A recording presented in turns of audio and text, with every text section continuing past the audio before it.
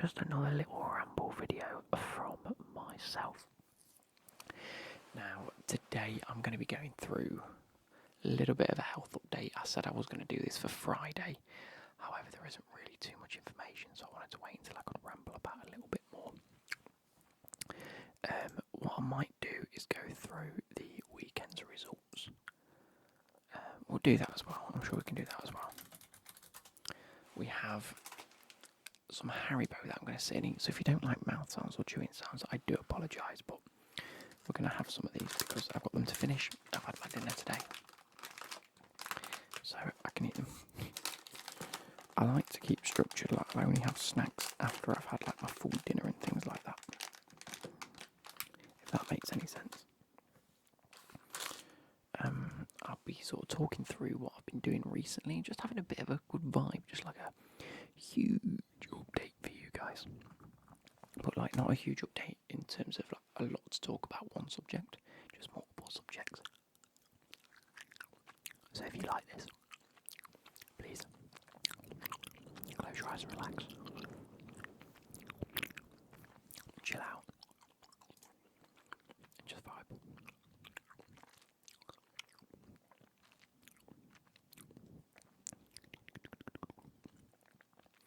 There's some good games on this weekend. This week. I didn't realise. Anyway. So, where do I want to start? Number one, we'll talk about the football results just because I know that's what a lot of you guys tune in for. So, why not?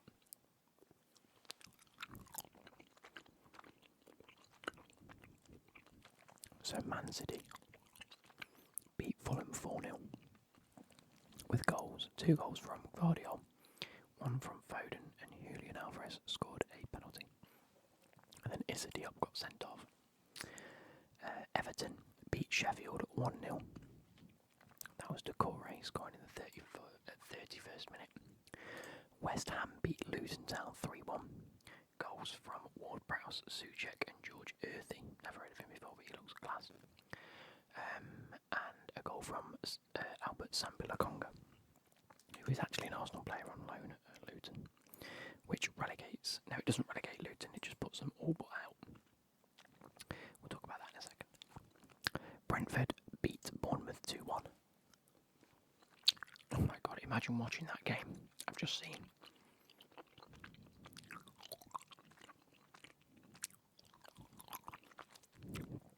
So Brian Mbeumo scored in the 86th minute. Solanke equalised in the 89th. But then Johan Visser, either way, scored in the 95th minute to win the game 2-1. Crystal Palace beat Wolves 3-1. Goals from Elise, Mateta and Eze. All 3 of them have been balling out under their new manager. What's that manager called? It's Glasner. That's it, Glasner. He's been rounding them up. And then a consolation goal from Matthias Cunha in the 66th minute. Tottenham went on to beat Burnley 2-1. Goals from Pedro Porro and Mickey van der Ven. Burnley's goal scorer, Jakob Brun-Larsen. That did relegate Burnley. And then in the late fixture,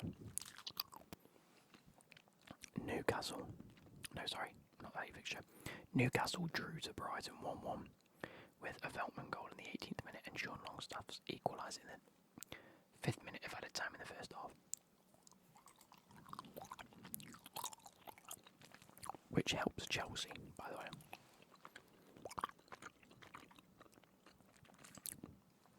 Chelsea beat Nottingham Forest 3-2. Now, it doesn't mean that Forest is safe.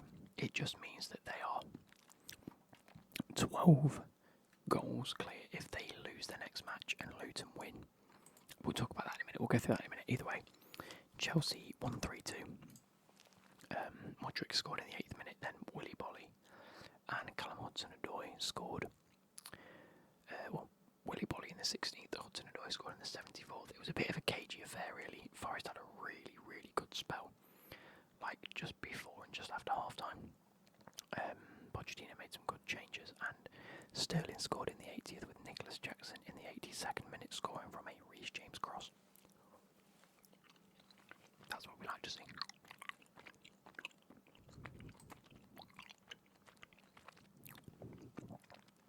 And today, Arsenal beat Man United 1-0 with a Leandro Trossard goal in the 20th minute. Yeah, I watched the first half of that, then I went to my mum's. And tomorrow we have Aston Villa versus Liverpool.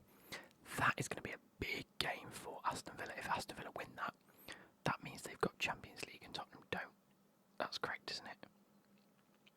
I think I could be wrong. Anyway, coming up midweek we have Tottenham Man City on Tuesday, Brighton Chelsea on Wednesday, and Newcastle Man United on Wednesday as well. A couple of big games there, and then it's the last game of the season next weekend. Huge. So looking at the table, I think so. Arsenal have now gone above Man City, but they have a game in hand, obviously. Arsenal have got one game left. Man City have got 2 games left, and they're only 1 point above. So basically, we're just hoping that Man City falter somewhere.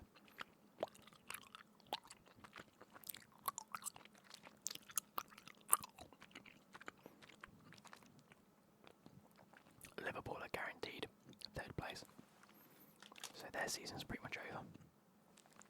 They can't not get there.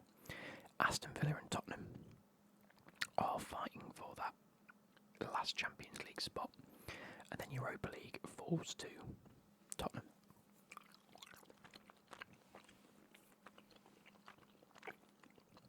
I think if Tottenham lose both games, Newcastle and Chelsea win both theirs. And both teams are fighting for that Europa League spot, by the looks of it. But that's like a very big if. I think that if Tottenham win one, they guarantee it, by the looks of things. Yeah, they do. But now it puts Newcastle and Chelsea on the same points in that 6th and 7th spot. Newcastle having the better goal difference, having 10 goals difference better. Newcastle have Man United to play, Brentford to play, and Tottenham to play. Oh, there's still another game for them. Wait, what? There should be only 2 games left.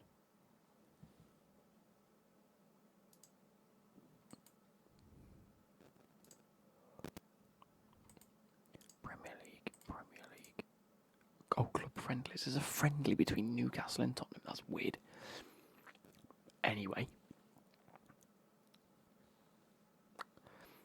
So, they have 2 games left. Newcastle have got some tough games. Brentford isn't easy, and Man United. Yeah, they're fighting for the same spot. Chelsea now have Brighton and Bournemouth. I'm really hoping Chelsea go on and win both of them. Chelsea have actually only lost. So here we go. We lost to Arsenal on the 23rd of April. I'm talking Premier League here.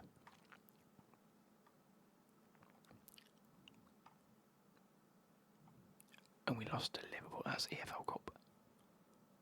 Crystal Palace. We lost to Wolves on the 4th of Feb. So in the Premier League alone, we have only lost 1 game since the 4th of February. Which I think is good. I mean, don't get me wrong. Drew to Aston Villa. Drew to Sheffield United. Drew to Burnley. Looking at them results, that is poor. But they are clubs that were fighting relegation and were really trying to salvage some points. Luckily for us, we gave all of them points. Anyway, that being said, that's how we're looking at the minute. Bottom of the table, Burnley are relegated, Sheffield are relegated. Surviving a miracle. Forest are safe and Luton are down. Luton have got to win by like 10 goals and Forest to lose by 2. Or Luton to win by 7 and Forest to lose by 5. Simple. I mean, Forest have Burnley. Luton have Fulham. Ain't happening. Anyway, that's it for football. But in other sports, Lukey, me, went for a round of golf today. Got up dead early. Went for a nice, relaxing round of golf. Why is this not working?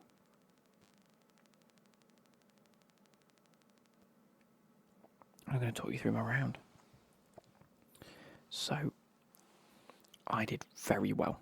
I played unbelievably well today. I had some incredible shots. And I got into the right swing of it. I went to Trent Knock, Golf and Country Club, the full 18. And I shot an 87. I broke 90.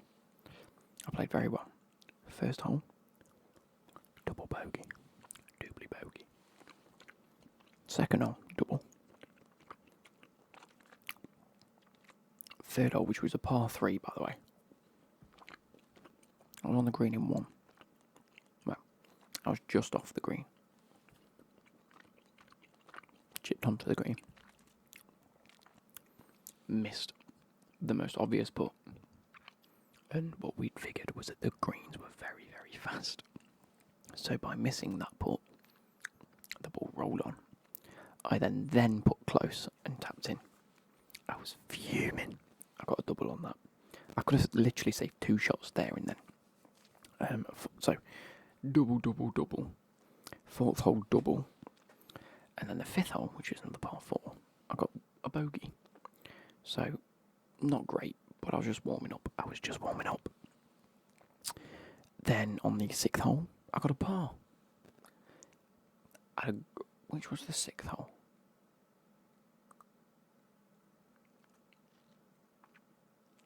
That's one where I drove it really well. Anyway, 7th hole, double. 8th hole, double. This is where the bogeys are adding up. So 2, 4, 6, 8, 9, 10, 11, 12, 13 over. Oh, well, sorry. The 9th hole was a par 3. I got 3. So that was par. So already 9 over. 2, 4, 6, 8, 10, 12, 13 over, sorry. 13 over in the front 9. Not looking good. We go on to the back 9. I was dialed in. I'd warmed up. I was fantastic. Hole 10. Birdie. That was a fantastic hole for me, by the way. Hole 10 was fantastic. I'm trying to remember where that was. It's hard to envision the course now. Either way, happy. Hole 11, double bogey. Ruined it. Absolutely ruined it. Then, hole 12, par 3. I parred it. Got 3. That was good. Hole 13, par 4. I got 4. Par again. Hole 14, bogey. Just a bogey. It was a par 4. Actually, hole 14, I think for me, was one. I remember that one because I had a shot about 87 yards in and I wanted to take my 58 and I said 87. If I thin this, it's in the water. Or if I chunk it, sorry, it's in the water. I'm going to get my 54 and just hope it just goes past the pin. Oh, it flew past the pin. I should have taken my 58 and it landed literally near the hole. Either way, I landed just a bit past the hole, put it close, put it in. If otherwise, I think I'd have genuinely been able to one put it. But either way, I got a par. No, I got a bogey on that one, sorry. 15 and 16, par. Look at this. I'm a rejuvenated man. Hole 17, bogey. And the last one, hole 18, was a par 3. So I ended up 16 over par. So let me just work that one out. 2, 4, 6, 8, 10, 12, 13, minus 1, 12, 14, 15, 16. There we go.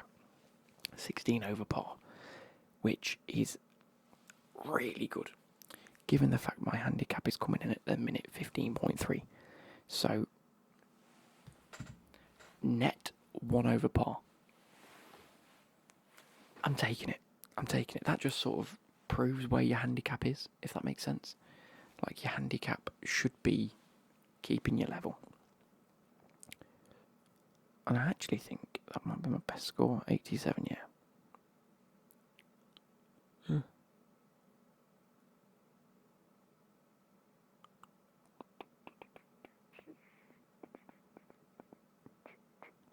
But yeah, I think I did very well this morning. We arrived at 7:30 in the morning, so it was an early one for me. So that's probably why it took me a while to get into it. And then the sun came out and I did very, very well. The greens were unreal. The course was in immaculate condition. It's easily the best course I've played in terms of condition. I know usually that the course isn't in great condition because of the water, because of the nice weather we've had. It's been fantastic. Where do I want to go from here? Health. I might as well go on to health and then leave it there. I don't really think there's much else to talk about. Oh no, there is maybe. Okay, another leisurely activity I've been enjoying. I've been getting into my books, not specifically reading books, but listening to them. I have a subscription to Audible, and luckily for me, I have found a set of books now. First off, I read all the Harry Potters. Obviously, being a big Harry Potter fan, I've never actually read the books. So I decided, you know what, I'm going to listen to the books. And I thoroughly enjoyed them. They were just exactly what I envisioned. A lot more information, a little bit different to the films. I think I actually preferred watching the films than reading the books. I can understand on the side where people that have read the books then go and watch the films and it's a little bit different and it gets really pissed off. But from a cinematography sort of style and the flow of the films, I can at least understand why they changed some things in the films because of characters you've never met and certain things happened in which you'd have had to have been introduced to a character either previous or during an explanation, and it just made things a bit more complicated. Anyway, with that being said, I've got a hair in here. With that being said, I've been reading a new set of books. I tried to read The Lord of the Rings or listen to The Lord of the Rings. Really struggling to get into that, and The Hobbit. I've really struggled to keep up with it all. I know some people call it a tough read. I find it a tough read, but I've actually been getting into what's called the Infinity Engine saga. Now, these are a set of books.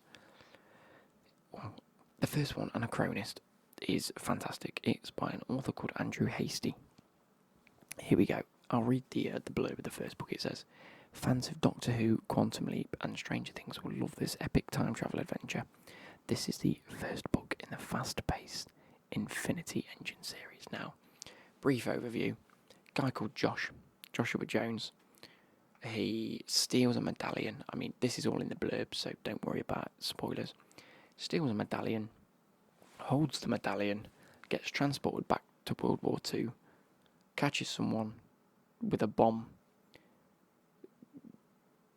goes back to his own time because you can only work in certain times in these things that you find, and being able to go back in time, it's like a power to be able to hold on to an object, find the timeline and go back to a point. But obviously, given the fact this is the first time he's ever done it, he doesn't really know what's happening.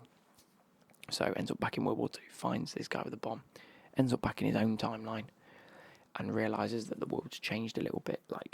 Only a little bit's changed because of the thing that he's done. Anyway, and this medallion belonged to the Colonel, or who's known as the Colonel. The Colonel then recruits Josh into a mysterious order dedicated to protecting history from the forces of chaos and things that are changing in time. Basically, if you've ever seen, is it Looper? Oh no, what's that film where there are certain people? It's got.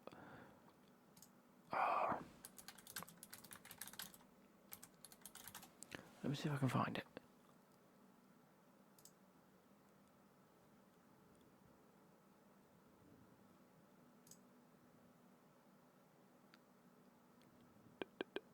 There's a very, very famous film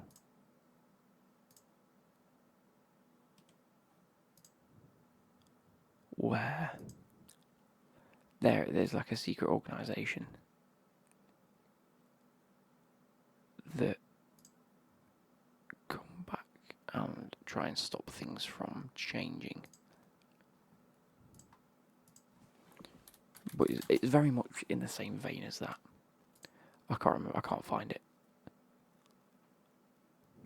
I don't know. Anyway, it's very much in the same style as that. Basically, you can hold on to certain objects, and they're called artifacts. No, they're not. Yes, they are. They're called artifacts.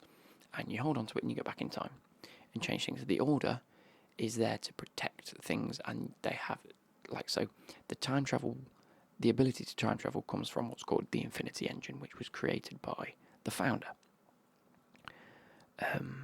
He's recruited into this organisation. The first book's all about him training and meeting new people. There are people, Caitlin, Josh, Sim, Lyra, and Dalton are the people that you really interact with the most. Dalton is from a long time ago. He's a very stubborn, very set in his ways type of guy. Lyra and Dalton are both seers. A seer is someone that can, like, touch people and, like, interact with people and find their past and history, and they are good at what they read people, basically. They do a read on them and figure out whether they're good or bad and whether they're going to be suitable, stuff like this. It's really good, as simple as I can put it. I have read 3 of the books so far, so I've read Anachronist, Maelstrom, and Eschaton. The 4th one is called Aeons, the 5th one is Tesseract, and the 6th one is called Contagion. And there are a few more after that which are based on missions, and the Infinity Engine Origins is written. Now, unfortunately for me, Tesseract and Contagion, which is 5 and 6, aren't on Audible yet at all. And Aeons is, but it comes out on the 26th of May, so I can't actually do it with it. Anyway, it literally said, I mean, the books are all there to read if you do like your books. I heavily suggest it.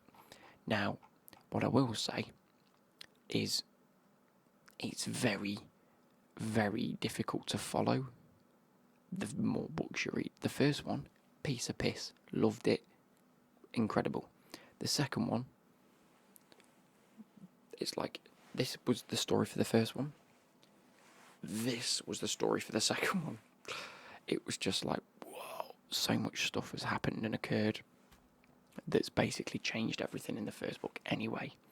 But the first one's so good, and then the third one, exactly the same.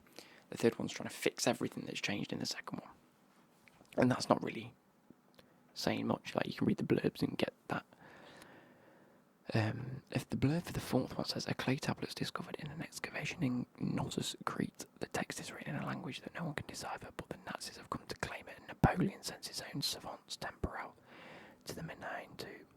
Meanwhile, something Asian is infecting the descendants of the 8 great houses of Europe. Bit strange, given how the third one's finished. Anyway, that's going to be good. So yeah, that's what I've been reading. I've been watching the new episodes of Doctor Who. They're sort of okay. I'm not sure how to really react to the first 2 episodes. The first one's good. The second one I found very strange of an episode. But we'll see. We'll see how that goes. But lastly, my health. There we go, I'll move on to my health. So I had another hospital appointment, a bit of a follow-up appointment with my surgeon, doctor. He goes under Mr., not doctor, which is a bit strange to me, but then again, if that's his preference, you don't have to take the doctor title. But he is qualified and he is a specialist, so we've come to the conclusion at the moment that after my steroid injection I had last time hasn't worked wonders at all. It may have had a small impact, but it's been pretty negligible. I haven't really felt any different. So, moving forward, before he wants to offer me any of the surgeries, like I say, he's looking at surgeries. There are things he needs to look at still. But before he does that, he wants to take the case to a group of specialists that he meets every 3 to 4 weeks in Sheffield. He's going to present my case. If any of them want to get involved and look at me specifically, they will do, which is positive news. These involve back surgeons, leg surgeons, arm, whatever. Anyone that really wants to get involved. That may need to get involved anyway. Or, I think he also said it might do him a bit of good for just some reassurance that what he's doing is the correct sort of procedure. With that, he wants me to see a spinal specialist whenever we can. I've got a follow-up appointment over the telephone with him in 4 weeks' time to discuss if anyone else wants to get involved in the case and what we're sort of looking at with the spinal surgeons and specialists. So what will come of that is, do they want me to look at anything that could be related to my dad, related to any sort of rheumatism and arthritis in my lower back, which could be causing my pains, or whether it's just a case of, let's see if we can get someone to look at your scans and then go, no, nothing to do with your back. Okay, full steam ahead with the legs and the hips. because that's really where we've got to be going with it. Like he said to me, I don't, at my age specifically, he doesn't want to offer this surgery without being 100% certain. The last thing he wants to do is offer me surgery on my hips, attempt to fix something, it not work because it's not the thing that was needed, and then I'm still in pain, I'm in a lot more discomfort, I've gone through the whole rigmarole of having the operation done, and then I'm still having to find more. With that being said, I was quite pissed off, if I'm being honest, when I heard the sort of follow-up. That was on me, because it had been a very long day. I turned up to the hospital at 3, I didn't get seen till 5:10, which I know in the grand scheme of things a 2-hour wait is quite short in the NHS, but they didn't even tell us it was going to be delayed. I was just sat waiting with my nan and my granddad, because they were at the hospital as well and they come to see me. Just a few other things where it's like, well, there was nothing really explained to me prior to the appointment about anything. I wrongly assumed that I was just going to find out what operations I needed. That being said, I understand why we've got to go the route we have before he's offering me anything, because at the end of the day, they've got to be certain. So that's pretty much where we're at. What else? I've got to go for another steroid injection with a different dosage. There's like different levels of different things that was in the initial injection, just to see whether I get any further benefit from that. That's put me on edge a little bit, because I didn't like the first one, but the second one's going to be... I know what I'm expecting now, at the very least. With that being said, I hope you guys have enjoyed. Any questions, let me know down below. Anything you want sort of elaborating on, I'll try and get to. But I hope you guys have enjoyed, and I'll catch you later. Goodbye.